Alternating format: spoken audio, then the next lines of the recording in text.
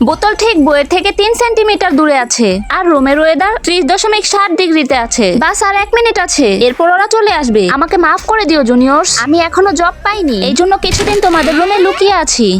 একটা অদ্ভুত ব্যাপার, দিনে দিনে আমাদের রুম পরিষ্কার হয়ে যাচ্ছে। হ্যাঁ, আর জিনিসপত্র কোনো লড়চড় হয় না। সাকিনা আমাদের যে 4 নাম্বার রুমমেট, ও কবে আসবে? শুনেছি মেডিকেল লিভে থাকে। ওকে তো কলেজের কেউ এখনো দেখেইনি। বুদ্ধি পেয়েছি, আমি ওদের চতুর্থ রুমমেট সেজে থাকতে পারবো। যখন ও আসবে তখন সবাই মিলে পার্টি করব। চলো শুয়ে পড়ি, অনেক রাত হয়েছে। লাইট অফ করে দিচ্ছি। Good night. কাল থেকে আমি এখানে সবার সাথে থাকতে পারবো। সকালে আবার এখানে আসবো।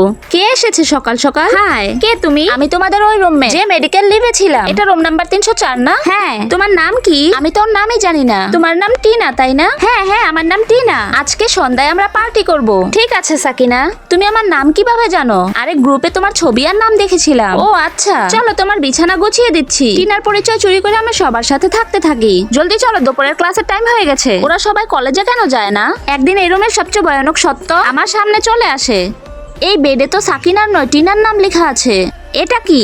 আসল টিনা তো এই মেয়েটা। আর বেডের নিচে এত আজব পায়ের ছাপ কেন? এসব কি হচ্ছে আমি তো বুঝতে পারছি না। ওরা চলে এসেছে, আমি এখন কি করব? ও রুমে নেই তাই না? না, আমি তো প্রথম দিনেই বুঝতে পেরেছি কোনো অচেনা মেয়ে আমাদের রুমে ঢুকেছে। প্রথম দিন ডাস্টবিনে ময়লা দেখেই আমার সন্দেহ হয়েছিল। আর টিনা নাম এটা তো আমি ইচ্ছে করেই বলেছি, যেন আর চোরামি ধরতে পারি। টিনার আসল নাম হলো রিয়া। তার মানে এরা প্রথম থেকেই সব জানতো। আমি কলেজের পুরনো গ্রাজুয়েট রেকর্ডে ওর নাম আর ছবি দেখেছি। এসব কি হচ্ছে? যদি ওরা সব জেনে থাকে তাহলে ওরা আমাকে ধরলো না কেন? আমাকে আমার জিনিসপত্র নিয়ে দ্রুত পালিয়ে যেতে হবে। এটা খুলছে না কেন?